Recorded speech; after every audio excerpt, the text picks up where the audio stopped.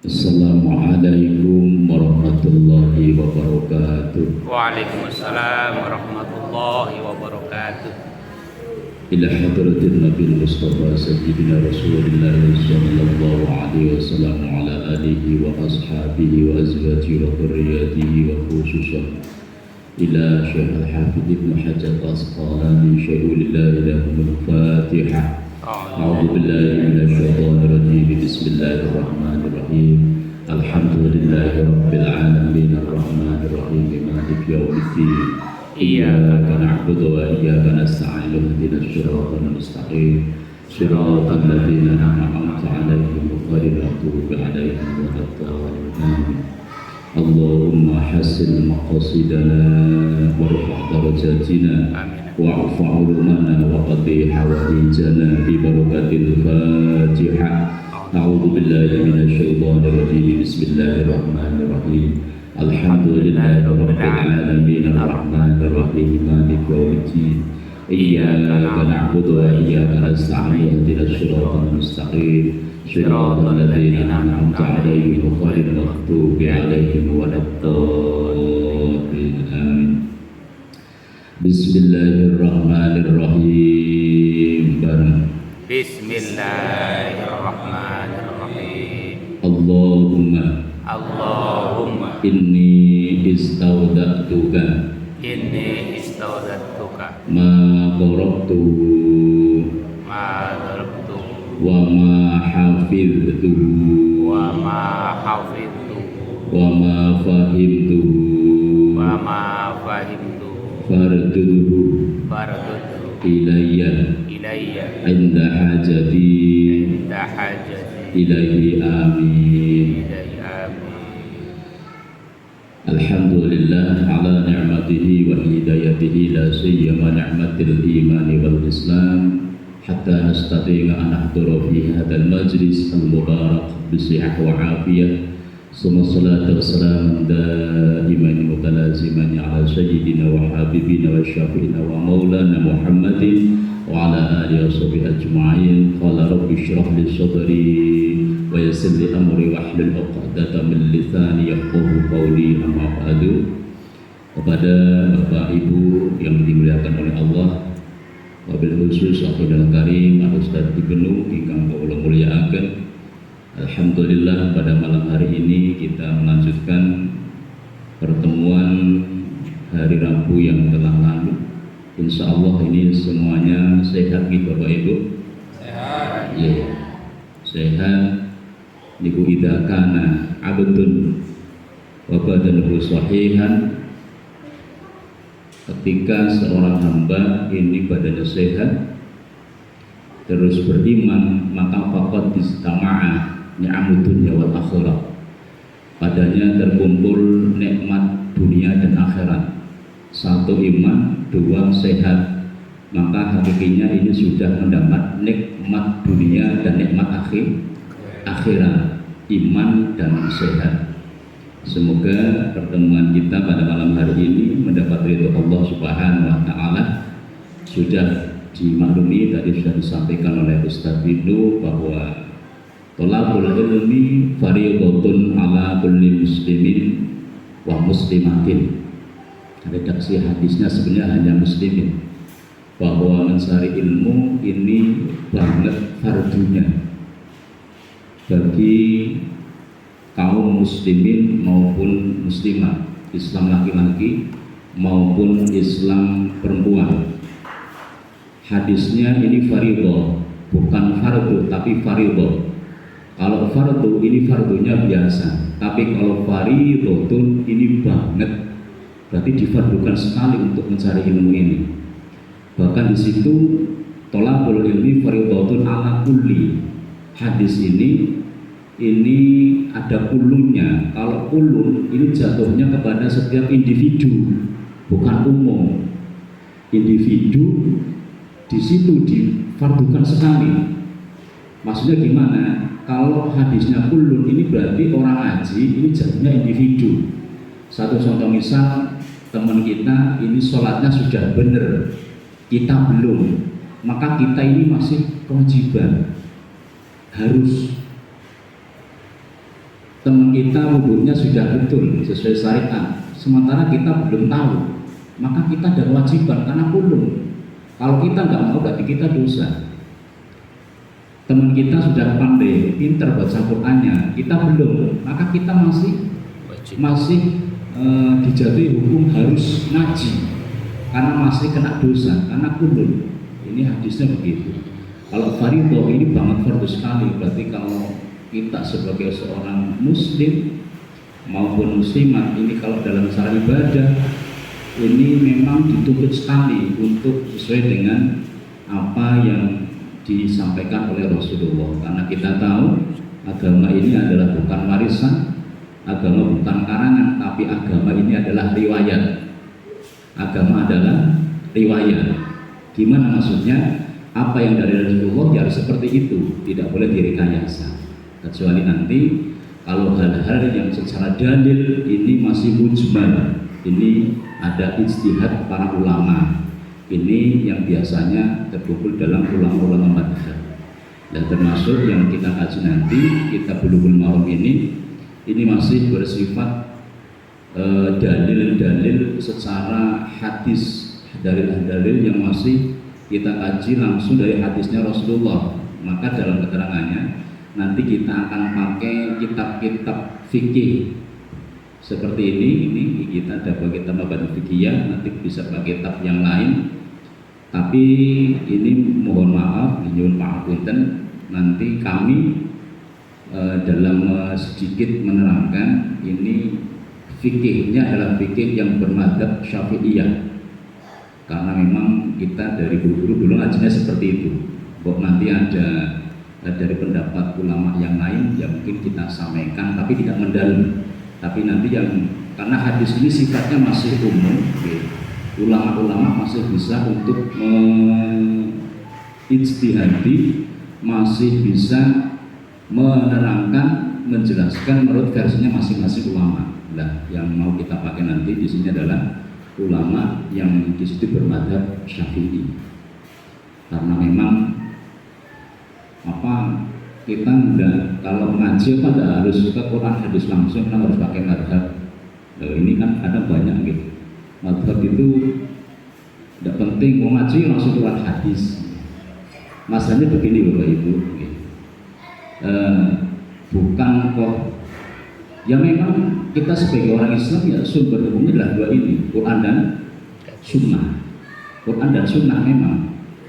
Tapi karena memang kehidupan kita ini akan jauh dengan Rasulullah, kehidupan kita ini yang memang tidak hidup zaman dengan Nabi, maka kita membutuhkan untuk mengetahui isi Quran, mengetahui hadis ini.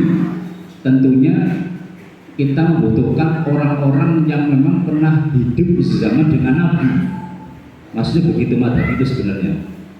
Nah, orang yang hidup zaman dengan Nabi ini nanti ada mata rantainya, mulai dari sahabat nanti melalui kepada tabiin, kepada tabiin sampai kepada ulama-ulama khalaf, ulama salaf, sampai hari ini ulama-ulama akhir zaman. Dan insya Allah kalau ini nanti apa yang kita ambil sumber hukum dari Quran hadis kalau menyambung, ini insya Allah akan sama dengan Rasulullah. Karena hari ini kita tidak bisa kita langsung tanya ke Nabi, kan tidak bisa. Maka kita butuhkan keterangan para ulama ini yang disebut ulama madhab. Karena mereka yang pernah mendengarkan dari ulama ini sampai dengan Rasulullah. Apa bisa kita langsung ambil dan ini langsung kita kesimpulan sendiri? Di monggo. Sebenarnya boleh sih, yang penting dengan catatan syarat keilmuannya mampu okay. Kalau misal kita ngambil langsung dari Quran, dari hadis boleh Pak, nggak apa-apa, asal keilmuannya mumpuni, menguasai Quran itu tidak cuma Qurannya drop, sekaligus ya hafal 30 juz, hafal asbabun nuzulnya, hafal ilmu-ilmu berkaitan dengan Al-Quran, baik itu nahwu, soroh, mantek, balaghah, sampai ayat-ayat yang memang di situ asbabun nuzul itu semua harus diketahui. Itu belum nanti dengan kehidupan Nabi sirah nabawiyah, kehidupan para sahabat, harus tahu itu. Kalau tidak tahu, nanti ya bagaimana mau mengupas Quran sendiri. Maka inilah pentingnya kita dalam mengambil hukum ini juga tetap mengambil pendapat-pendapat para ulama. Ini disebut ulama. Maka nanti insya Allah kita akan mengkaji ini dalam kajian fikih ini nanti kita akan mengambil pendapatnya ulama Syafi'iyah kebanyakan, atau ulama yang menurut pendapat ulama Imam Syafi'i. Jadi biar tidak terlalu berlarut-larut untuk kaitan dengan madhab, kaitan dengan riwayat-riwayat hadis dengan asbabun nuzul ini mungkin kita sampaikan nanti sambil jalan biar nanti kajiannya cepat masuk ke bab. Ini sifatnya nanti ngaji bareng di Bapak Ibu ya. Bukan berarti kalau tengrik terus pinter darat ya enggak. Mungkin jenengan melihat keterangan yang jagal monggo jenengan sangat gampang. Sementing anak dalile ngoten niku. Kejabutnya mbah harus nyurat cocok kan ngati ora cocok-cocok tok ya.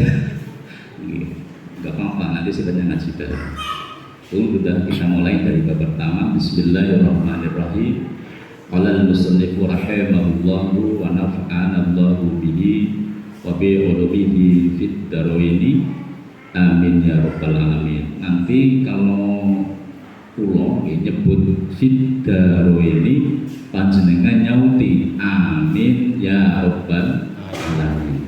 Qala al-musannif pengarang kitab telah berkata rahimahullahu, semoga Allah memberikan kasih sayangnya kepada pengarang kitab ini, wa naf'ana, dan semoga Allah memberi kemanfaatan kepada kita bihi, dengan sebab pengarang kitab ini, wa bi ulumihi, dan ilmu-ilmu yang terdapat dalam kitab ini fid daraini, di dalam dunia dan akhirat. Maka jawabnya adalah amin ya rabbal alamin.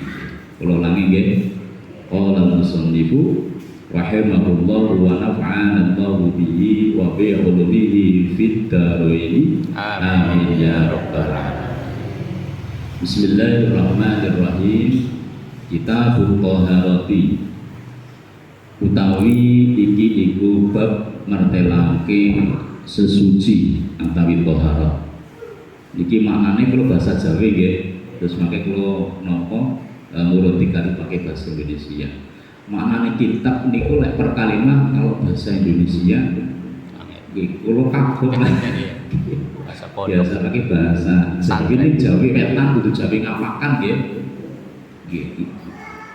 Kula nggih nyoba jajan maneh kitab mau bahasa ngapak ketone nggih kadung pripun nggih. Kagok.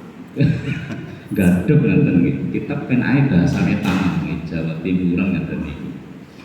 Kitabut Thaharati utawi iki iku bab martelake sesuci atawi thaharah. Ini dalam kitab fikih nyuwun sewu nggih, karena kemarin waktu Ustadz Ibnu niku nopo nggih nyuwun ngaji bareng kula tanglet ngaji nopo Pak, kula mboten saged nopo-nopo ngaten. Yang baik Pak Ustadz Ibnu kelihatannya kan agak ini kitab fikih katanya. Nah, insya Allah nanti kita mengkaji kitab fikih ya langsung dari sumbernya fikih. Keterangan kita ambil dari kitab-kitab salaf, kitab-kitab ulama. Dalam kitab fikih ini mesti setuju Bapak Ibu semuanya ini pasti diawali dari bab thaharah. Dan tidak ada ujuk-ujuk langsung bab sholat nggak ada, babul haji nggak ada, itu nanti. Biasanya awal dari kitab-kitab fikih dimulai dari bab thaharah, bab sesuci. Karena ibadah itu yang pertama harus suci dulu. Nanti kalau suci baru melaksanakan ibadah. Kalau enggak suci ibadah ya enggak sah. Maka pasti ulama semuanya ini mengarang kitab yang permulaan biasa bab thaharah awal dulu. Jadi dalam kitab karena Syekh Ibnu Hajar Asqalani beliau juga merenung bab yang awal adalah bab thaharah. Kitab Thaharati utawi iki ku bab thaharah. Babul miyahi utawi iki ku bab mertelake piro-piro banyu. Ngan Abi Hurairah kacarita saking sahabat Abi Hurairah radhiyallahu anhu qala ngendika sapa Abi Hurairah qala ngendika sapa Rasulullah sallallahu alaihi wasallam fil bahri ing dalem banyu segoro utawa fil bahri ing dalem segoro laut buah utawi bahrun utawi segoro iku apa wuru kang suci apa mau banyune bahr banyune segoro wal hillu lan halal apa maitatuhu batange mauhu batange isine banyune segoro akhrajahu nutangke ing hadis sapa al-arba'atu Imam Arba'ah. Imam Arba'ah itu adalah Imam Ahmad, Muslim, Abu Dawud, Ibnu Majah. Ini dalam hadis. Wa banu Abi Syaibah lan ibnu Abi Syaibah. Wa lafdhu tawil afad iku lahu kabeh Ibnu Syaibah. Wa Ibnu Zaimah wa Tirmidzi wa rawahu lutaking hadis sapa Malik Imam Malik wa Syafi'i Imam Syafi'i wa Ahmad dan Imam Ahmad. Ini ulama madzhab. Bab pertama ini menjelaskan bab toharoh. Toharoh itu apa? Toharoh itu apa? At-toharotu hiya fi'lu ma la tasihhu as-salatu illa bihi wa hiya naw'ani toharatun hadas wa toharatun habas minal khubas. Toharoh itu hiya fi'lu ma la tasihhu as-salatu illa bihi. Toharoh itu adalah perbuatan atau melakukan perkara yang mana perkara tersebut sholat itu tidak sah kalau tidak melakukan perkara tersebut, itu toharoh. Toharoh itu adalah mala tasihhu as-sholatu illa bihi, perbuatan atau pekerjaan yang dilakukan ketika tidak dilakukan maka sholat itu tidak sah. Ini adalah toharoh. Nah, toharoh ini dibagi menjadi dua, toharatu minal hadas wa toharatu minal khubas. Yang pertama ini bersuci dari hadas dan bersuci dari najis. Khubas ini najis. Kalau hadas ini tidaklah jatuhnya kepada hukumnya biasanya. Kalau hadas, kalau najis ini daliahnya jelas. Kalau ulangi ya. Pertama kita bahas toharoh. Toharoh itu adalah melakukan sesuatu yang mana sesuatu ini menjadi sahnya sholat. Kalau tidak dilakukan maka tidak sah sholatnya. Seperti mandi jinabah, seperti wudhu dan lain sebagainya. Nah, toharoh ini dibagi menjadi dua. Ada bersuci dari hadas, ada bersuci dari najis. Kalau bersuci dari hadas atau haratu minal hadas ya al-wudu wal ghusl wa tayammum badalan minhuma. Contoh, bersuci dari hadas ini seperti wudu, berarti bersuci dari hadas kecil. Contohnya hadas kecil nopo? Kentut. Nggih. Kentut tok. Nggih, termasuk hadas yang kecil itu adalah yang tengriku hukumnya dihukumi mukhafafah, hadis yang ringan. Nah ini seperti sak lain kentut gitu, seperti anak bayi laki-laki yang di situ belum makan apa-apa kecuali air susu ibu. Kalau nanti bayi perempuan ini hukumnya sudah mutawasitoh, sudah ada sepertengahan. Maka kalau untuk bayi yang masih laki-laki yang masih kecil belum makan apa-apa kecuali air susu ibu, maka cara mensucikan boleh hanya cukup diciprati dengan air atau dengan diusap dengan tisu basah. Tapi kalau bayi perempuan ini harus dicuci.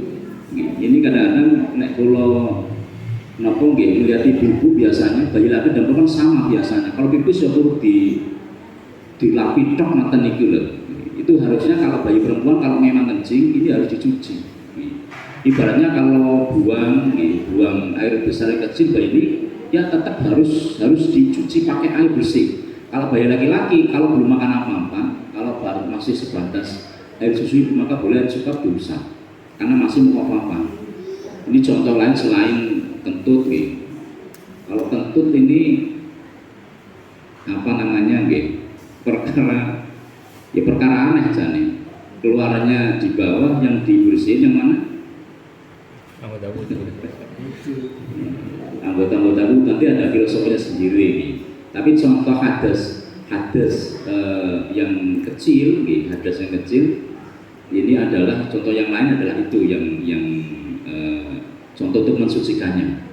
Lah cara mensucikan atau haratu min hadas, bersuci dari hadas kecil itu satu ini adalah dengan cara berwudu, atau yang kedua adalah dengan tayamum badalan minhuma, sebagai ganti dari wudu. Wal ghuslu, dari hadas ini juga bisa mandi, tapi nanti hadas besar kalau yang hadas yang ghuslu ini.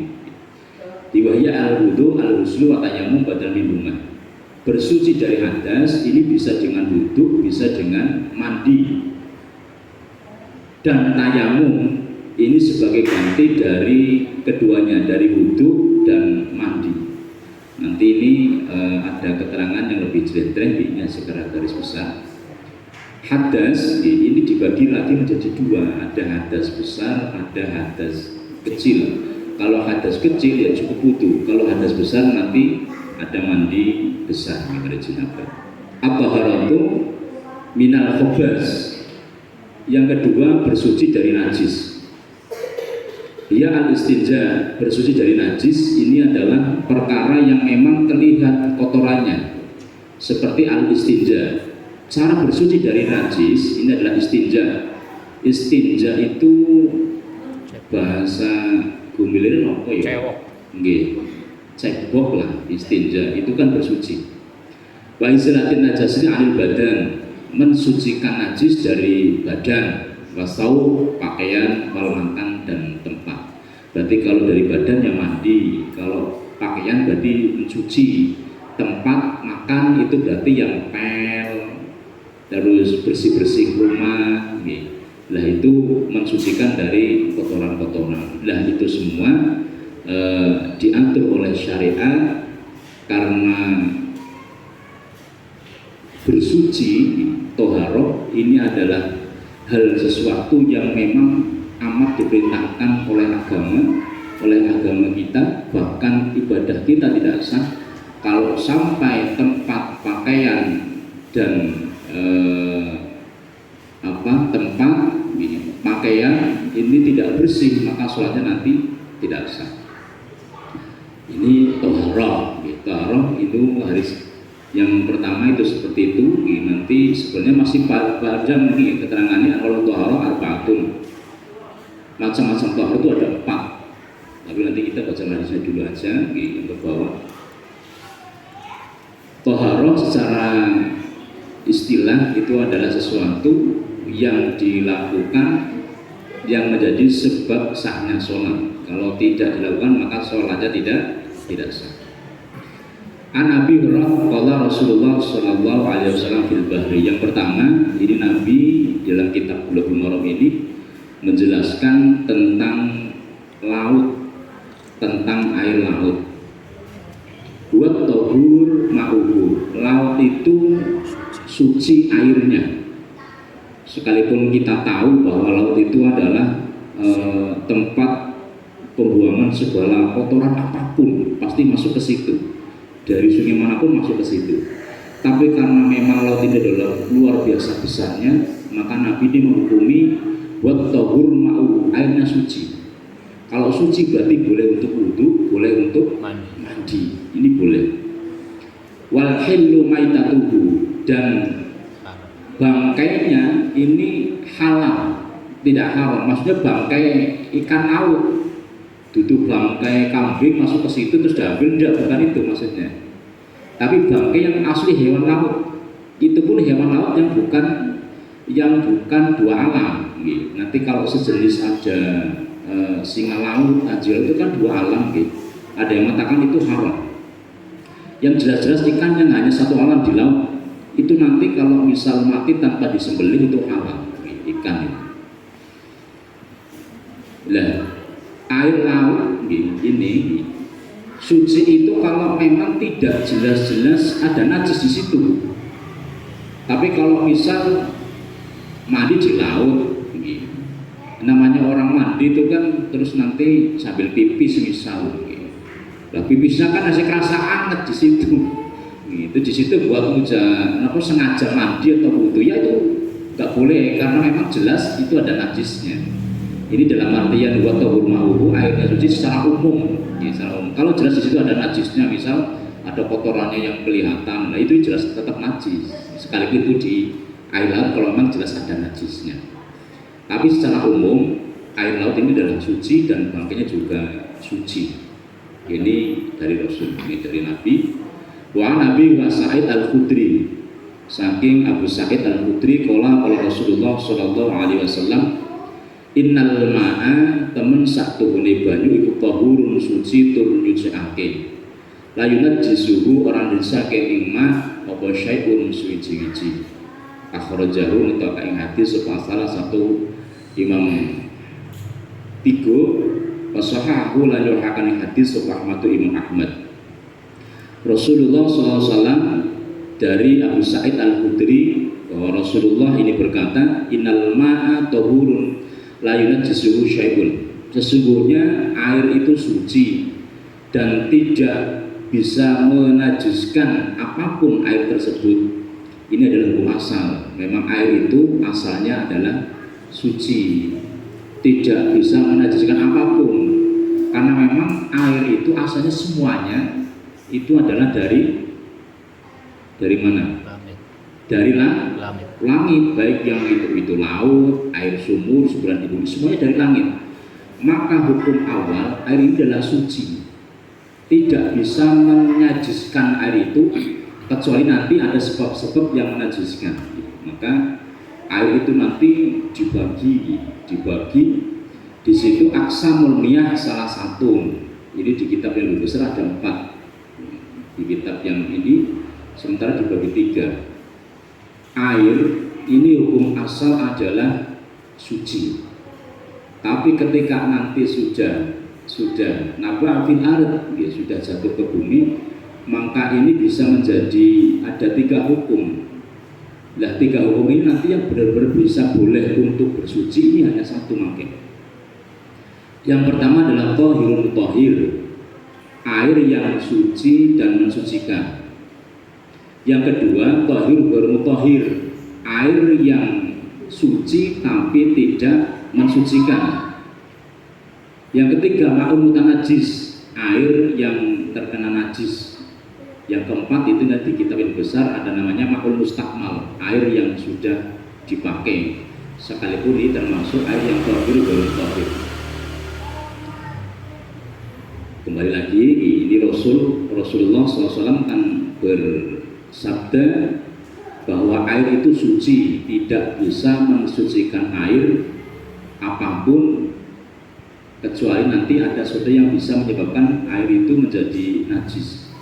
Maka ada 3 hukum di sini. Yang pertama adalah thahir, air yang suci mensucikan. 20 man nazala minas sama aw nafa'a minal ard walam tataghayyar ba'du awsafihi bima yukhayyiru tahuriyatahu kama is-sama' wa ma'il bahri wa ma'il matar. Air yang suci dan mensucikan ini adalah air yang di situ memang boleh untuk bersuci, hanya air ini. Nanti yang thahir bermutahhir apalagi yang mutanajis ini nggak boleh. Hanya 1 ini dong. Apa air yang suci mensucikan itu? Kalau dalam pelajaran sekolah biasanya dinamakan air mutlak namanya. Kalau dalam fikih itu air yang suci dan mensucikan. Wa kullu man nazala minas sama, setiap air yang turun dari langit ini adalah suci mensucikan. Au naba'a minal ard, atau yang bersumber di bumi. Yang bersumber di bumi. Bersumber dari bumi, yang turun dari langit, air yang bersumber di bumi, walam yatataghayyar, selama belum berubah ba'du awsafihi, salah satu daripada sifat-sifat air tersebut. Berubah nopone rasane, baunya, warnanya. Ini belum ada yang berubah. Nanti kalau ada yang berubah salah satu, ini berarti sudah bukan air mutlak, bukan air suci yang mensucikan. Selama air hujan ini masih tetap dalam sifat kesuciannya, rasanya masih tetap biasa, warnanya juga seperti biasa, terus nanti rasanya juga seperti air biasa, maka masih suci mensucikan. Tapi nanti kalau sekalipun hujan, begitu turun ke bumi, ditambah nanti ditampung di ember, begitu dibaui kok ternyata sudah bau tai tikus pisang, maka itu berarti sudah berubah sifatnya, maka itu sudah bukan tohirun tohir, maka tidak boleh. Ataupun air yang bersumber di bumi, kama isama, air yang bersumber di bumi ini seperti ma'isama, air hujan, wa ma'il bahri, air laut, wa ma'il maqar, air hujan. Tapi kalau mator kama isama, air dari langit dengan air mator ini bedanya nanti sama-sama sih dari atas semua. Cuman kalau mator ini cenderungnya nanti ke apa namanya yang embun itu loh. Wa ma'in nahri, dan air sungai, wa ma'is salji, dan air salju, wa ma'il barodi, dan embun. Lah ini semua nanti bisa untuk bersuci asal masih hukumnya masih air mutlak, masih suci mensucikan, belum berubah salah satu sifatnya. Ini yang pertama. Lah air mutlak ini koinnya bagaimana? Air mutlak itu air suci mensucikan ini selama masih tetap dalam sifat air tersebut, belum dinamai dengan nama yang lain, belum dikoyiti dengan nama yang lain. Nanti kalau air ini sudah dikoyiti atau dinamai dengan nama yang lain, ini bukan mutlak, sekalipun suci, tapi sudah tidak boleh untuk bersuci. Satu contoh misal sayur asem, sayur asem lah, secara bahasanya yang desa ya teh seger lah, sayur asem. Itu kan isinya air, isinya air, sayur kan isinya air, tapi itu sudah dinamai dengan nama yang lain, maka itu tidak boleh untuk bersuci. Jadi misal jenengan nyayurnya banyak, tidak habis, laiman-laiman berwudu lah, nggak boleh, karena memang itu sudah tidak mensucikan, sekalipun statusnya suci, boleh untuk dimakan. Kopi misalnya, kopi itu kan isinya air, teh ini kan isinya air deh, kan isinya air, bukan teh godok teh tidak. Tapi karena ini sudah dikoyiti dinamai dengan nama yang lain, ya, itu pelanggarannya seperti itu. Kalau sudah dinamai dengan yang lain berarti itu sudah bukan air mutlak. Maka air ini suci tapi tidak mensucikan, boleh diminum tapi tidak boleh untuk wudu, tidak boleh untuk mandi. Maka kalau nanti misalnya jenengan jinabat dengan pakai mawar, ini juga sebenarnya nggak boleh. Mandi kembang mawar tengah malam gimana? Mandi jinabat sebenarnya kembang mawar. Itu karena ada dinamai dengan yang lain, air mawar. Kalau mau mandi jinabat ya airnya harus mutlak, pokoknya air yang biasa, jangan dicampur dengan apapun, nggak boleh. Nah kalau aqua ini gimana, itu kan dinamai dengan aqua bukan air. Kalau aqua itu merek, bukan airnya, gitu. Kalau aqua ini kan merek, ini bukan airnya kan, gitu. Hanya merek. Kalau ini masih insya Allah masih mutlak, boleh untuk wudu. Gitu. Tapi kalau tah itu memang berarti air ini sudah berubah seperti ini nih, gitu. Sudah seperti teh kan, sudah beda. Tapi kalau aqua terus ada merek-merek itu air kemasan itu nanti insya Allah masih mutlak, itu hanya mereknya bukan jenis airnya.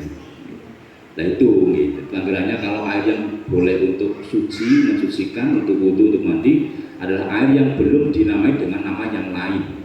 Itu pelanggarannya yang gampang seperti itu. Kalau sudah dinamai dengan nama yang lain berarti tidak boleh untuk bersuci. Nah nanti kalau misal tisu basah itu bagaimana untuk mencegah najis? Tisu basah itu nanti sebenarnya masuk dalam bab istijmar. Istijmar itu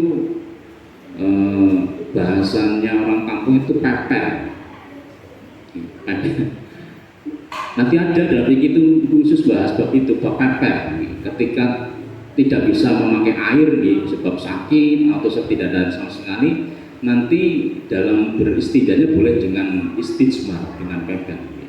Lah pepel itu memang salah satu dengan bahan-bahannya keras-keras, nggak boleh yang lunak-lunak. Pepel nganggo roti misal itu nggak boleh. Pepel pakai klaras misal itu sebenarnya nggak boleh sebenarnya. Dulu mungkin Bapak Ibu kalau di kampung mungkin pernah mengalami kayak gitu mungkin, oke. Tapi kalau misalnya tisu basah bagaimana? Makanya kecuali kalau tisu basah itu kan memang mengandung air, bahkan itu bisa menghilangkan zatnya najis, maka itu boleh, boleh. Sekalipun itu mungkin sudah dinamakan dengan tisu basah. Istilahnya kalau pakai itu kecuali karena memang tisu basah, karena memang dalam kitab-kitab fikih ini kan kitab kuno, kitab kuno ini. Kemungkinan zaman ulama kuno ini belum ada pabrik tisu kayaknya, jadi belum kebahas. Tapi kalau melihat kita tisunya dengan ada airnya, kalau untuk bersuci kan bisa hilang najisnya, maka insya Allah itu boleh. Karena memang itu bahkan mungkin kalau pakai tisu yang kering lebih baik pakai tisu yang basah. Jadi kalau ibu bisa punya bayi kecil gitu pakai tisu basah boleh, gak apa-apa, karena memang itu menghilangkan najisnya. Jadi yang pertama tohir air yang boleh untuk bersuci ini adalah air yang mutlak, yang belum dikoiti dengan air apapun, yang masih namanya air. Al-ma'u al-mutahhir al-baqi ala tahiratihi. Yang kedua, air ini yang berubah tapi tetap atas kesuciannya. Berubah tapi tetap suci loh. Ini sebenarnya juga boleh untuk bersuci. Air ini berubah tapi tetap suci. Tapi ini memang tidak direkayasa, asli seperti itu. Maka huwa satu anwa, air yang seperti ini yang nanti berubah tapi tetap atas kesuciannya, ini dibagi menjadi 5 ya, dari 5 bagian. Al-ma'ul mutahhayyir bitulil muksihi aw bima tawallata fihi minas samaki atau ubin. Yang nomor 1 ini air yang terlalu lama diam, au bima tawallata fihi, atau sebab yang keluar atau muncul dari air tersebut sebab lamanya diam, seperti tuhluk, ini lumut, semacam lumut. Jadi misal di sumur ataupun di danau ini kan lama lah airnya itu diem, tapi dengan catatan ini airnya besar loh, udah baru sember di penang suwi buat nanti tahunan itu lumutnya kok gitu lah. Itu nanti ada syaratnya harus lebih dari 2 pulang, nanti ada gitu lah. 2 pulang itu menurut versi ulama ini adalah sekitar 100 ritel mungkin. Ritel itu kalau sentimeter ya sekitar 91 cm persegi. Itu 2 pulang. Bak mandi itu kalau bisa buat sekitar 91 meter persegi. 2 pulang itu nanti kalau kemasukan najis asal tidak berubah warna, sifat-sifat itu warna, bau dan rasanya, maka itu tetap suci kalau 2 pulang. Tapi kalau kurang dari 2 pulang, baknya kecil, kurang dari 91 cm, kurang dari itu, kemasukan najis ketika tai cecak misal apa tai tikus kok tidak berubah, itu tetap najis. Maka kalau bak mandi itu lebih baik yang agak besar Pak. Jadi nanti untuk mandi, untuk wudu itu tetap suci, asal tidak berubah sifat-sifat air. Tapi sekalipun besar, kalau rasanya tai cecak itu berarti ya tetap najis, tetap najis. Nah, yang pertama ini air yang berubah tapi di situ tetap dalam kesuciannya. Ini adalah air seperti keluar lumut, tapi ini air yang memang skala besar. Nah, itu tetap bisa suci. Tapi hanya sebab bukan apa, memang alami di situ, asli muncul di situ, di air itu.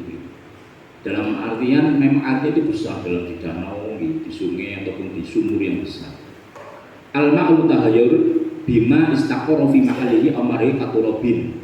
Yang kedua, air yang berubah tapi tetap dalam kesuciannya adalah air yang di situ mengalir tapi kecampur yang dialiri, katurob anurontin, seperti di situ dengan tanah.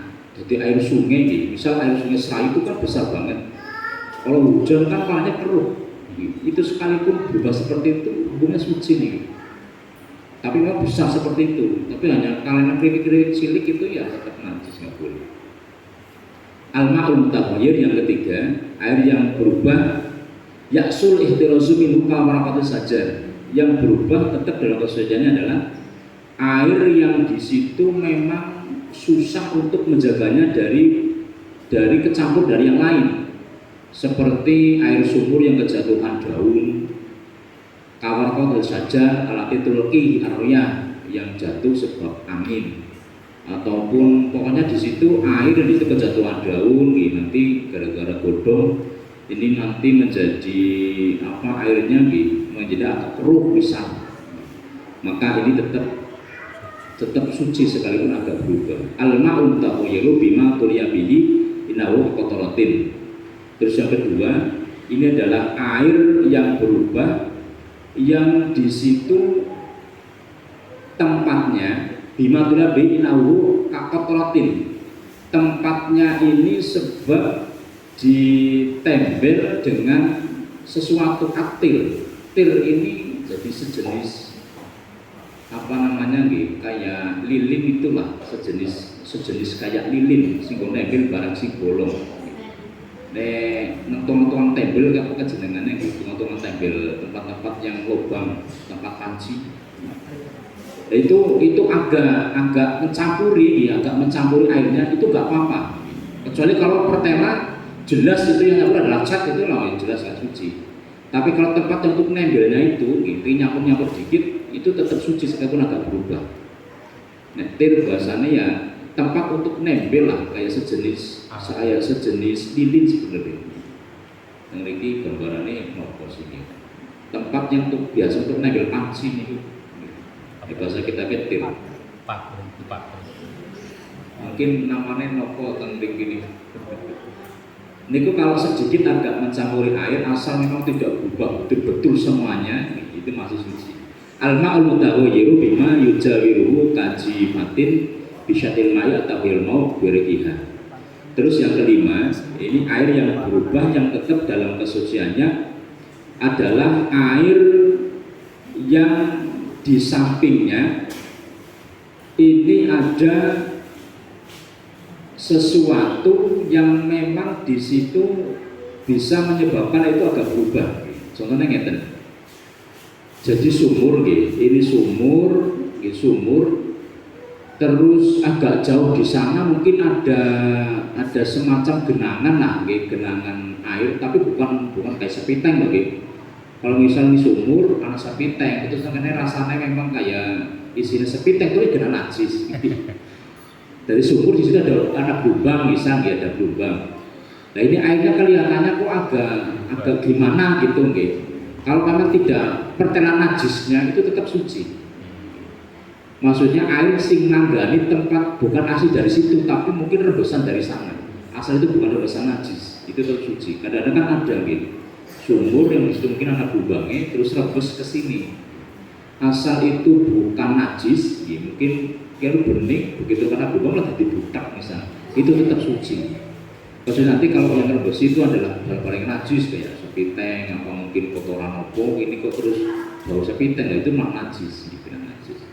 Nah itu bagian yang kedua, air yang tetap suci sekalipun agak berubah. Nah ini kualitas yang nomor 2, tapi kalau bersuci ya tetap harus air mutlak yang paling bagus, jangan yang lain. Kalau bisa, kalau ada air yang 5 ini, tetap kita cari yang air mutlak, yang masih suci betul-betul, jangan yang kecuali nanti kalau dulu air mutlaknya tidak ada, adanya adalah air yang berubah seperti ini. Karena banyu sumur tapi kecampur lumut misal, berarti banyu sumur bersih tidak ada. Maka kalau dulu tadi yang kedua ini boleh, selama memang di situ betul-betul nggak ada yang mutlak. Ini ada jalan kedua. Al-ma'u tahur wal mutahhir. Sedangkan yang ketiga adalah air yang suci tapi tidak mensucikan. Air yang suci tidak mensucikan. Ini bagian yang tadi, yang pertama adalah air mutlak, Yang kedua air yang suci, yang berubah tapi tetap suci. Terus yang ketiga adalah air yang suci tapi tidak mensucikan. Al-ma'ul mutahhayyir kasira bi mukhalatatin tahir yastani al-ma. Ini seperti air yang berubah kecampur barang yang suci tapi banyak. Yang pertama niku seperti kasuprin, seperti gula, wasalin dan madu. Jadi ada air terlalu banyak kecampur gula, maka ini suci tapi tidak mensucikan. Makanya niku sama air teh, kopi itu kan sudah campur gula. Ini kan sudah terlalu banyak campurannya. Teh kan sudah banyak. Bukti ini nopo, rupanya wis berupa teh. Rasanya wis rasa gula. Maka itu suci, tetap boleh diminum, tapi tidak boleh untuk wudu, tidak boleh untuk mandi janabah. Yang pertama. Al-ma'ul qalil al-mustakmal li raf'il hadas. Yang kedua, air yang suci tapi tidak mensucikan adalah air sedikit yang sudah mustakmal, sudah dipakai untuk menghilangkan hadas ataupun najis. Jadi misal air bekas wudu, air bekas mandi itu sebenarnya suci tapi tidak mensucikan. Tidak boleh untuk nyuci lagi, untuk mandi tidak boleh. Itu sebenarnya bukan najis, kecuali kalau mustakmalnya adalah bekas untuk mensucikan najis, itulah najis. Maka yang kedua ini adalah air sedikit yang di situ bekas untuk menghilangkan hadas atau najis. Maka ini hukumnya adalah tidak bisa untuk mensucikan. Tapi kalau untuk dibuat yang lain, misal untuk pupuk itu boleh. Itu pupuk boleh. Klorien itu datang etan enten apa pesantren niku santri niku habis tidur saat itu kalau habis tidur gini cerita air pertama santri itu untuk pupuk ini habis tidur oleh pengasuh itu tidak boleh ini langsung membuang kumur-kumur dulu, tidak boleh langsung wudu atau apa, pokoknya begitu bangun langsung kumur-kumur langsung ditampung di ember. Ternyata itu untuk pupuk luar biasa, Pak. Air liur itu ternyata, kalau buatan tahu zat-zat apa di situ. Jadi buat pupuk tapi buat semprot hama niku. Bukan untuk pupuk yang itu, tapi untuk menyemprot hama dicampurkan apa? Air liur. Wong tang itu niku kan mulutnya wangi banget gitu. Ternyata karena banyak bakteri sing ngumpul tang iki bisa mambu niku. Coba nek buatan persatu jenengan bangun tidur ternyata itu buat untuk semprot hama itu luar biasa, tapi ada campuran nih klorin, natron dan klorur enten apa niku terus pesantren niku sing bergerak teng bidang pertanian ngaten niku pupuke ngaten organik ilre santri malah sing tinggi ngaten. Lah niki dados air yang kedua yang suci tapi tidak bisa untuk mensucikan adalah air yang sudah dipakai untuk menghilangkan najis, sudah dipakai lah intinya nih. Al-ma'ul mustakhaju min nabatil ardi bi asrin atau bakin wa nafihi kama'il wardi wa ma'in narjili. Terus yang ketiga ini air suci tapi tidak mensucikan. Ini seperti air yang keluarnya ini diperas atau autokin atau dimasak kanafihi kama ilwardi seperti air bunga malwardi, air bunga mawar atau yang sebagainya, wama narjili dan air kelapa. Nah ini yang ketiga, air yang suci tapi tidak bisa untuk mensucikan. Ini seperti air yang keluarnya diperas atau dimasak. Seperti air yang dimasak niku yang diperes. Contohnya kayak gini, air yang diperes, dimasak itu seperti air yang diproses lah, keluar itu hasilnya diproses, air sulingan. Ketika enak niku sing kados dene kayu napa niku sing menghasilkan air kan enten niku kayu putih misal nggih. Nah itu kan hasil menjadi air kan hasil sulingan lagi, hasil dimasak, hasil peresan itu suci. tapi tidak bisa untuk mensucikan. Gitu. Jadi kayak air kayu putih itu ya boleh untuk oles-oles, tapi tidak bisa untuk berwudu itu hasil masakan. Kama ilwarodi air mawar gitu, seperti tadi itu, maka itu sebenarnya suci tapi tidak boleh untuk bersuci wudu kalau mawar. Terus mandi pakai kemawar juga tidak boleh. Kama ilwarodi air kelapa itu ya suci sih, tapi tidak bisa untuk mensucikan air kelapa. Al-ma'ul mutanajis, terus yang keempat ini air mutanajis. Ini masih inal ma'a tahur la yunajjisuhu, bahwa hukum asal air ini adalah suci, tidak bisa menajiskan air tersebut kecuali nanti ada sebab-sebab yang menajiskan. Niki sampai di sini, ini baru air mutlak, air yang suci sekalipun berubah, air yang berubah tapi tetap dalam kesuciannya. Terus air suci tapi tidak mensucikan. Ma'ul mutanajis niki dereng. Niki sampai tadi paham nggih Bapak Ibu? Napa nggih kirang lembut keterangane. Nggih niki letasi bab air insyaallah kita sih maklum nggih tasih awal kita sih ibaratnya napa nggih kan sing tasih paham lah nek bab air niku. Terus niki kan masuk ke bab sekawan di keempat al-ma'ul mutanajis. Ini air yang mutanajis. Kalau mutanajis ini jelas-jelas tidak suci. Kalau mutanajis sudah campur najis. Ini nawani ada dua macam. Mawa'at bihi najasatun khuyal tahaddu al-sufihi qalilan kana kasiron. Yang pertama air mutanajis ini, air yang mutanajis ini air yang terkena najis. Adalah waqa'at bihi najasatun royal ahad al-sofihi, yang kejatuhan najis yang merubah salah satu sifatnya, rasanya, baunya, warnanya. Tadinya suci seperti bak mandi, kok di situ tiba-tiba berubah menjadi bau amis. Ini harus tahu sebabnya nanti. Kalau berubah menjadi bau berarti ini ada sebab. Oke, kalau baunya berubah atau mungkin salah satu warnanya atau mungkin rasa, bau, warna ini berubah salah satu, maka ini kalau baunya bau najis maka menjadi najis, sekalipun tidak semuanya. Yang kedua al-ma'ul qalil idza waqa'ati najasatun wa illam tahyir awadhu sofihi.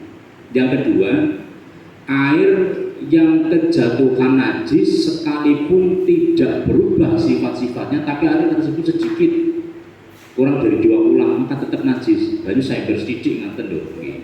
Ini kecipratan najis maka tetap najis sekalipun tidak berubah salah satu sifatnya. Rasanya ya ajeg, ambune ajeg, warnanya ajeg, tapi kejatuhan najis. Ini tetap najis. Maka ini mutlak tidak boleh dipakai. Nah, ini dua macam ini mutanajis. Baik yang di situ kejatuhan terus berubah ataupun tidak kejatuhan tidak berubah tapi air sedikit, ini adalah air mutanajis.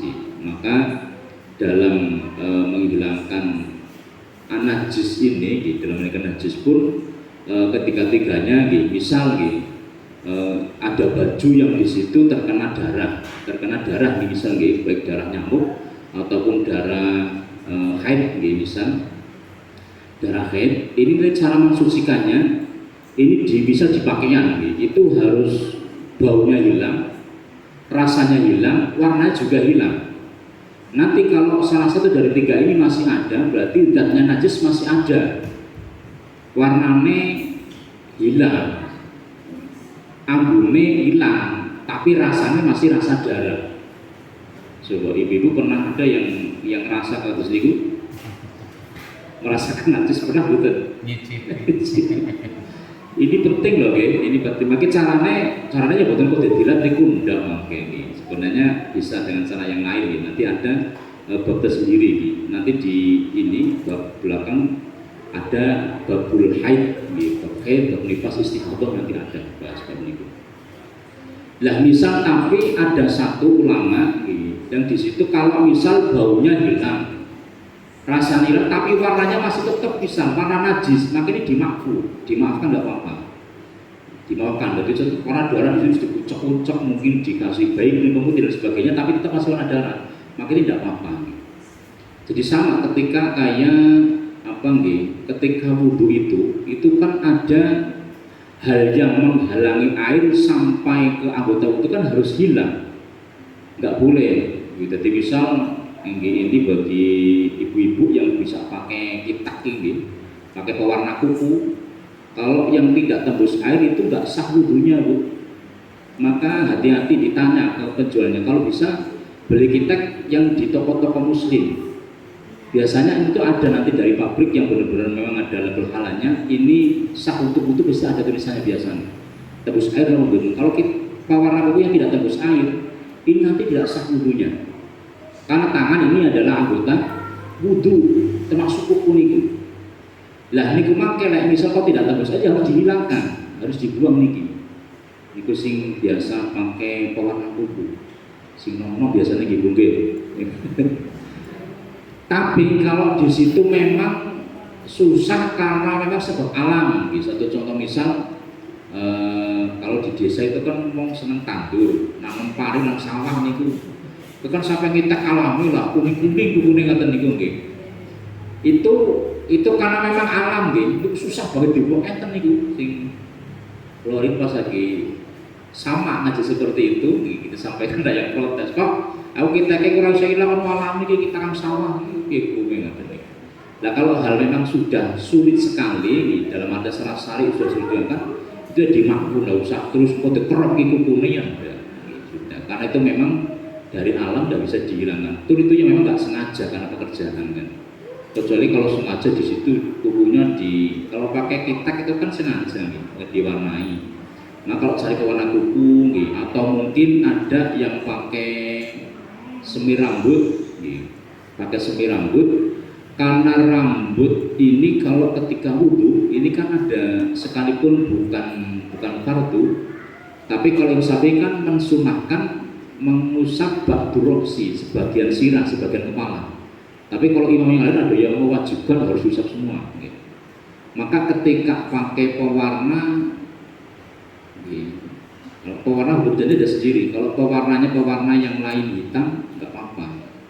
Tapi kalau hitam tubuhnya nggak boleh Pak Bumi. Jadi misal kalau panjenengan ben orang ketentuannya di semir yang merah itu malah boleh. Nggih, Mbah nggih. Kita pakai semir yang hijau itu malah boleh. Tapi kalau di semir hitam itu malah hukumnya haram, nggak boleh. Kira-kira anak semir senang yang merah apa yang hitam? Kalau yang lain hitam itu nggak apa, karena menutupi fitrah. Lah itu sebenarnya nanti kalau hukum semir, kalau sampai menutupi rambut lebih baiknya janganlah, karena memang ada kesunahan, sekali bukan baru tapi kesunahan untuk mengusap sebagian kepala.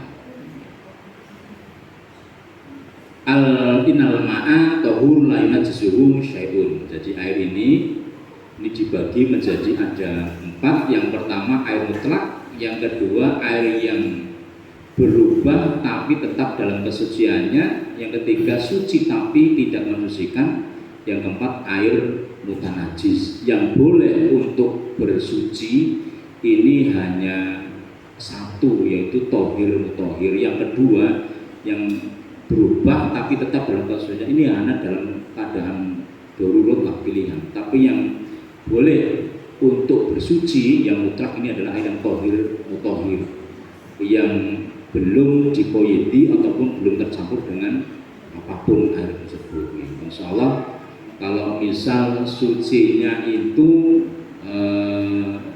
direkayasa, seperti PDAM ini kan direkayasa sebenarnya.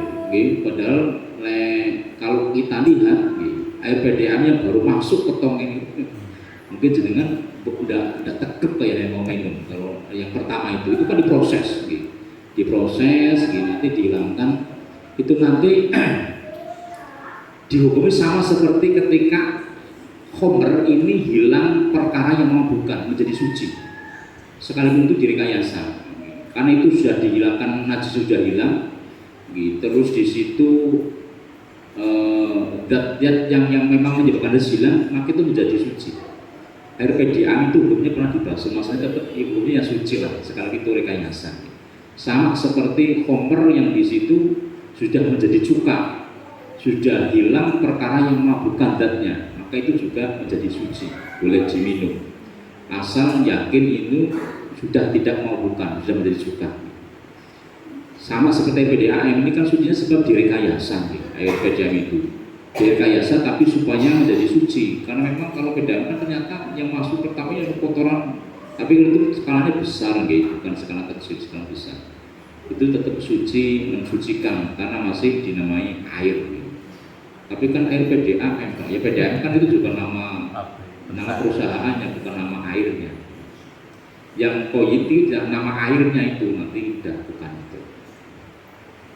Dan untuk saya kira pembahasan malam ini itu 4 itu dulu. Nanti kalau kebanyakan biasa. Kalau apa namanya kalau orang ngaji itu ngeten Bapak Ibu ngaji itu ini bekal untuk apa? Untuk siapa coba? Untuk sinten? Bapak jawab ngaji itu untuk bekal ruh. Ngaji itu bekal ruh nanti menghadap Allah. Ngaji itu makanannya ruh. Nutrisinya ruh itu adalah ngaji ilmu agama syariat. Tapi kalau jasmani, jasad kula jenengan ini adalah nutrisinya adalah ini, masukannya ini, terus makanan. Makanan. Ini orang bukan diminta makanan enggak maksudnya. Enggak, maksudnya itu. Kenapa kalau ngaji itu ngantuk? Kalau ngaji ngantuk. Kalau ngaji ngantuk, tapi kalau keluar makanan biasanya langsung begini. Kalau misal aja loh, betul. Di sini ada rutinan, kayak misal yasinan, apa rutinan ada? Ada nggih? Ada bu nggih? Nek yasinan sok ngantuk betul. Ngantuk. Nanti kalau konek keluar, ada makanannya betul. Sok ada snacknya ya. Enten nggih? Langsung enten iki apa biasa enten iki mawon dengan Kaget. Sebab ngeten Bapak Ibu nggih. Ruh dan jasad kita ini adalah dua makhluk yang berbeda sebenarnya. Perjalanannya beda, tapi oleh Allah di dunia ditemukan dalam satu satuan untuk abdul hamba. Kalau masih abdul ini berarti ada ruh, ada jasad. Kedua-duanya ini perjalanannya adalah beda. Asalnya juga beda. Kalau ruh ini bukan dari dunia, memang min indillah. Belum ada jasad ini, ruh ini sudah diciptakan oleh Allah, sudah ada. Ruh itu sebelum jasad kita ada, oleh Allah sudah ada ruh itu. Bahkan dulu kita pernah ditanya ketika masih ruh, alastu birabbikum, apakah aku ini Tuhanmu?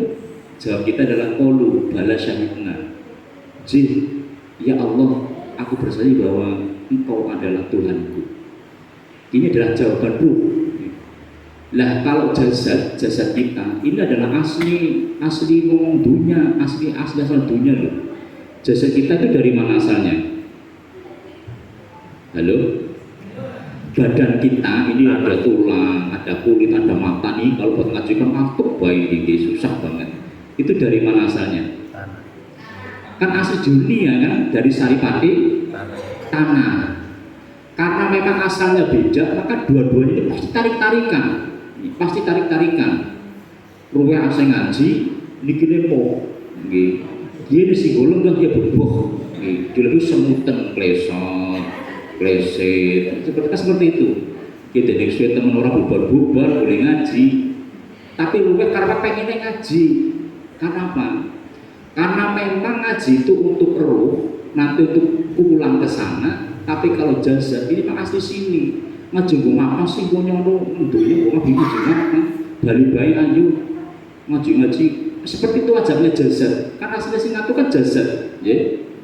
Karena memang asalnya dari sini ya jasad untuk diajak ke alam akhirat ya mau. Karena asalnya dari sini. Halo, paham betul? Paham keberpun? Ngeten maksudnya ini. Jenengan kan asli enten sing asli sini nggih, asli iki enten nggih. Ada yang asli Gumilir ada nggih? Asli Gumilir. Terus merantau misal nggih, merantau ke Jakarta sampai mungkin nanti ke luar negeri. Yang dikangeni niku pundi iku? kan tetap kangen bumi lirik sebabnya apa? Asli kelahiran. Mau di mana pun pasti kangen sini kan, asli sini. Sama. Karena memang badan asli dunia, maka dunia maunya di sini. Ngaji kena temo, jamaah mau, sholat mau, ibadah mau. Karena memang untuk urusan ibadah adalah urusan roh, urusan alam sana. Kalau jasad urusan alam sini, maka ini harus dipaksa. Orang ngaji itu harus dipaksa, karena nanti kalau kita hanya mau menuruti urusan jasad, ngaji keraten mau jamaah mau, nanti kita akan naudzubillah, ini akan rugi. Karena jasad kita kan hanya, kata Nabi itu hanya benasitin al-sab'ina. Jasad ini hanya antara sekitar 60 dan 70 tahun. Ini sudah bisa. Nanti kalau bisa dengan ruh kembali ke tanah sudah. Lah ruh ini bukannya ngaji seperti ini yang untuk lawas zaman selamanya nanti. Ini ketika nanti bekalnya hanya bahasanya cuma pas-pasan, mumungan, mau bagaimana? Coba ngeten iki, ngeten iki.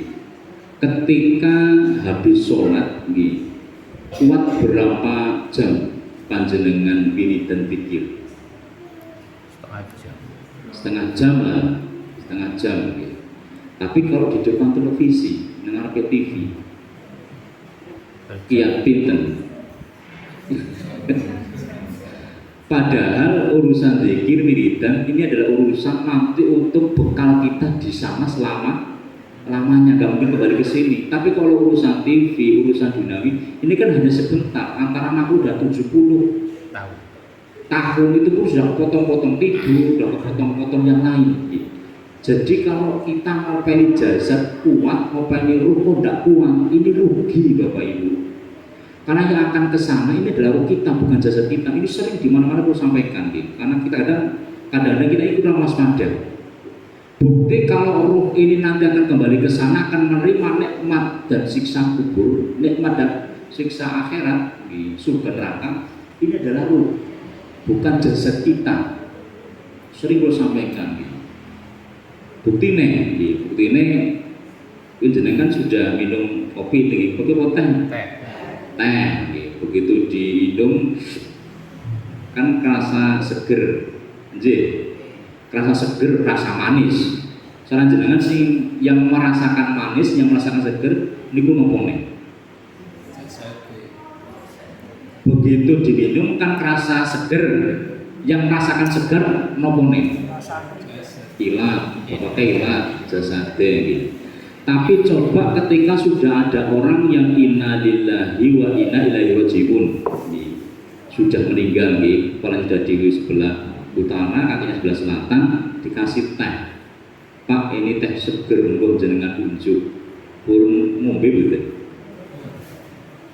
Padahal jasade enten Pak, lesane teh enten jenengan kan sing seger kan lesane.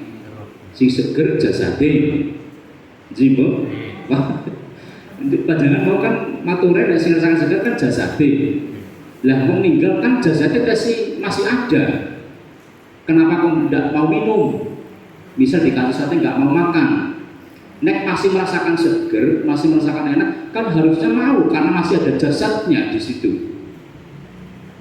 Halo, kau tidak mau minum sebab apa? Ini Pak, sebab ruhnya sudah tidak ada. Oh kalau begitu berarti hari ini kita minum yang merasakan segar itu ruh kita. Coba sadar betul ngeten itu. Ibunya mungkin ada tetangga yang kan hati ini gelang ibu sakit hati, sakitnya tuh di sini. Dan nek sing rasanya sakit ngapa nih? Coba. Yang merasakan sakit ngapa nih? Lah nek mau kan jaga jasad nggih, atine rasa sakit gendang nang kene atine.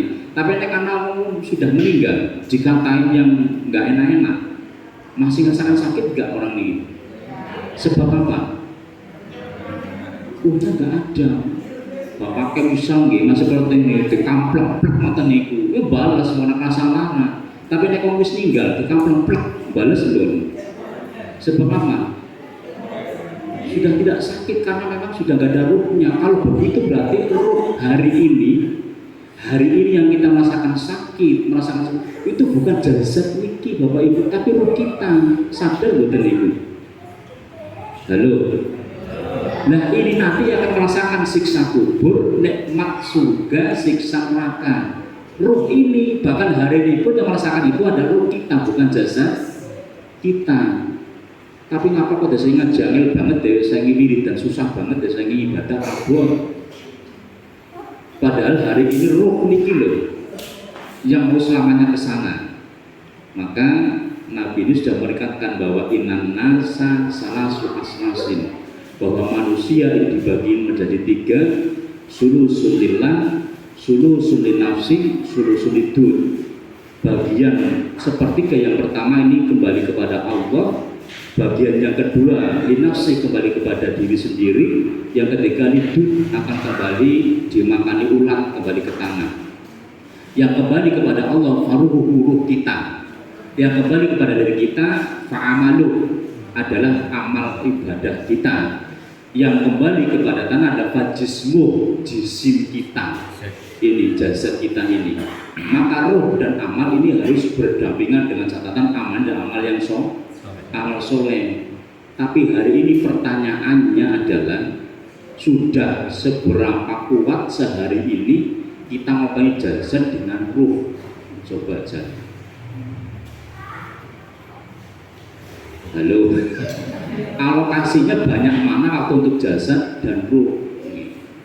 Harusnya ini sering menjadi bahan tafakur nih, tegese untuk muhasabah IDW. Oh iya. Jadi saya umurnya sudah mendekati 60. Ini sing kita menenten gitu. Bu, yang 60 sudah ada? Banyak. Oh banyak. Berarti ya kalau enggak nanti ya besok ya.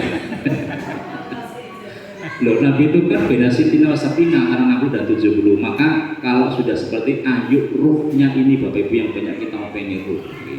Urusan ini, urusan ngaji, urusan ibadah.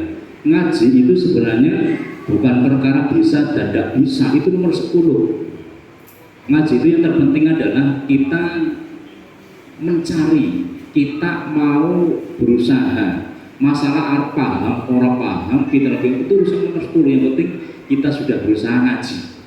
Nanti itu tetap tidak mengurangi pahala kita dari Allah Subhanahu wa Ta'ala. Itu pentingnya ngaji. Jadi makanya ngapa kok ngaji gue ngantuk? Karena memang jasad dia mau, karena jasad dia udah sekang akhirat tapi dunia karpe nang dunia baik kok dijak maringanan. Nek ngaji kan urusan maringanan kok. Makanya mesti ngantuk. Nggih. Halo, pengantukan nggih. Makanya berusaha, sana kalau dipaksa ngeten iki mangke dipaksa, nanti kalau kita nurutin jasad itu akan rugi dunia akhirat. Nauzubillah min dzalik. Saya kira begitu untuk bahasan malam ini. Ingkang terakhir panci lek ngaji temenanan rata-rata ya bogoi Bapak Ibu. Tapi nek ngajine banyolan ngalor ngidul nglapak nganang-eneh padahal bareng ngaji oleh apa-apa nggih. Makane kula sering damel istilah zaman akhir akeh wong seneng pengajian tapi ora pada seneng ngaji ki zaman seniki. Makane nek ngaji ngeten iki cara kula Pak Gubernur tepat sekali iki. Zaman akhir akeh wong seneng pengajian tapi pada orang senang ngaji, senang pengajian tapi tidak senang ngaji. Contohnya ngeten niki.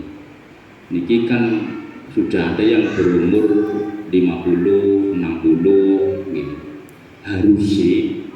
Harusnya sebagai seorang Islam kan umur segitu ya sekalipun tidak 30 juz ya 15 juz lah sudah hafal. Harusnya. Halo, kan ini sudah hafal kok 15 juta lah minimal pun. Jambu, Sampun nggih. Halo. Lha kok jenengan Islamnya sudah lama, Mbok? Kawit lahir. Coba sudah hafal berapa juz Quran ini? Oh, pirang-pirang juz. Lah niki, tapi nyapa kok? Ya karena memang selama ini kita tidak senang ngaji, orang senang ngaji. Senangnya ya hanya pengajian. Ngajian rajabon, wuludan, apa nih gini sih kayaknya kan lucu, rohe banget. Tapi ini ngaji kayak gini bubuk ngantuk gitu. Maka kalau meminjam istilahnya Kiai Haji Bahauddin Nur Salim, Gus Baha, kalau ngaji ayo kembalikan ke ngajinya orang-orang kuno, orang dulu yang kembali ke kitab. Kalau ngaji itu jangan pakai serang bebas, tapi ada panduan kitab-kitab bersama. Nanti ngaji ini tidak ngawur, ada hukum yang memang bisa kita ambil. Saya kira begitu, ya, semoga ada manfaatnya. Insya Allah nanti ada waktu kesempatan kita sambung mulai itu. Mungkin ada sedikit sebelum kami tutup, Bapak Ibu. Nanti kalau ada pertanyaan yang mungkin belum bisa kami jawab, gitu, nanti kami PR bisa kami tanyakan ke yang lebih alim, karena hakikatnya tidak ada orang pintar. Hakikatnya yang ada kita adalah berusaha bareng-bareng ngaji di atas langit masih ada langit. Monggo untuk wawi kan sampai akan yang teningkang panjenengan muskil mungkin kalau ditanyakan nopo paham sedoyo Bapak Ibu. Insyaallah paham ya. Terima kasih Bapak. Kalau begitu, mari kita tutup dengan bacaan kafaratul majlis. Bismillahirrahmanirrahim. Subhanakallahumma wa bihamdika asyhadu an la ilaha illa anta astaghfiruka wa atubu ilaik. Allahumma shalli wa sallim ala sayyidina Muhammad wa ala ali sayyidina Muhammad. Bismillahirrahmanirrahim. Alhamdulillahirabbil alamin. Hamdan syakirin hamdan na'imin. Habdan yuafi ni'amahu wa yukafi mazidah. Allahumma ya Allah zidna ilman nafi'a wa amalan mutaqabala wa rizqan halalan thayyiban wasi'an. Allahumma ij'al awladana wa dhurriyyatina wa ayalana min ahli al-ilmi wal khair wa la taj'alna wa iyyahum min ahli jahli wa syari wa dhayyiq. Rabbi habli minas salihin. Allahumma inna nas'aluka husnal khatimah wa na'udzubika min su'il khatimah. Rabbana atina fid dunya hasanah wa fil akhirati hasanah wa qina adzabannar. Subhana rabbika rabbil izzati amma yasifun. Salamun alal mursalin walhamdulillahi rabbil alamin. Al-Fatihah.